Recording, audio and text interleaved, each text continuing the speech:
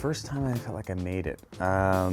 Still not sure. But I'd say when I talked to Jay Roach, the director of Meet the Parents, when he reached out to me about being in that movie, and he told me that Robert De Niro was open to doing it, and he would do it with me. When Robert De Niro agreed to doing a movie with me, I feel like that was the moment where I was like, okay, that's weird. First director that taught me how to direct. One of the first roles I had was in a movie called Stella with Bette Midler, and I was probably like, I don't know, like 19 or something, and the director, John Erman, I was cast as this tough, like kind of like street guy who was the boyfriend of Bette Midler's daughter. So I was like a tough guy, so, you know, typecasting. I was picking food off of this grill, Bette Midler was grilling some food and I was talking to her and I was picking food off the grill. And I did a take and I picked the food off the grill, and then the next take I picked it up at a different time.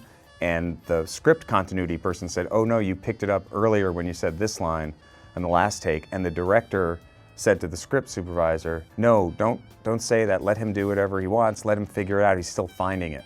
And when he said that, I was like, oh wow, that's really interesting. The director is sort of allowing me to figure this out. And that was, I think, the first sort of lesson in directing that I had as an actor, you know, just appreciating that so much from the director.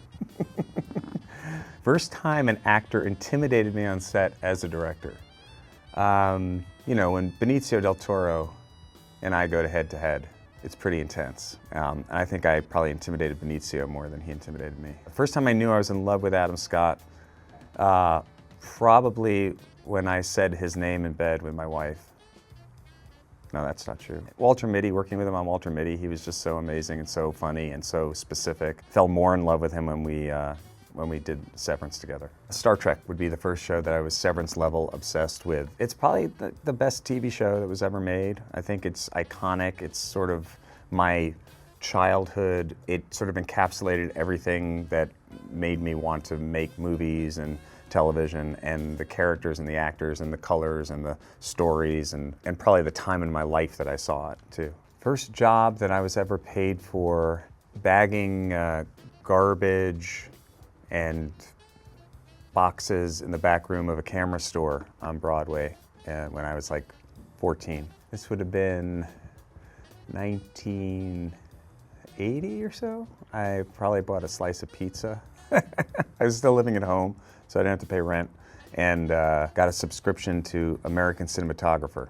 First idea for Severance Season 3, I can't tell you because then you'd know what it is.